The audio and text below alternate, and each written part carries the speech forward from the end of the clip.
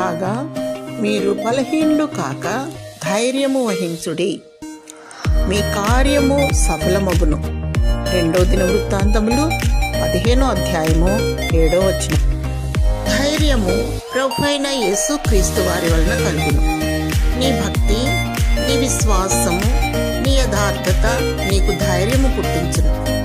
ధైర్యవంతులు దేవునికి అత్యంత ప్రియులు. రోషము గలవారు త్యాగశీలులు. ఏది ఉన్నా ఏది లేకున్నా ఎటువంటి పరిస్థితుల్లోనైనా భూలోకంలో ప్రభువైన యేసుక్రీస్తు నామాన్ని ధరించుకొని యేసే క్రీస్తు అని ఒప్పుకొని వారు జయశీలులు. నులివెచ్చని స్థితిలో ఉన్నవారు వేషధారులు. మనుషుల ఎదుట భక్తి గలవారుగా నటించి దాని శక్తిని ఆశ్రయించని వారు. పిరికి ఆత్మ కలిగి నిత్య నరకానికి వెళ్ళువారు. ధైర్యం కావాలని ఆశిస్తున్నావా? అయితే దేవుని స్తుతించుము.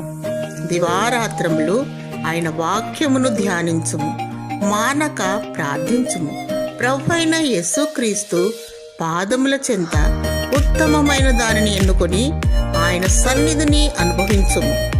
కనురెప్ప పాటున ఎత్తబడదవు. నీ కార్యము సఫలమగును. ప్రభువైన యేసుక్రీస్తు రానయ్యున్నాడు. సిద్ధపాటు కలిగి వేచి ఉండుము.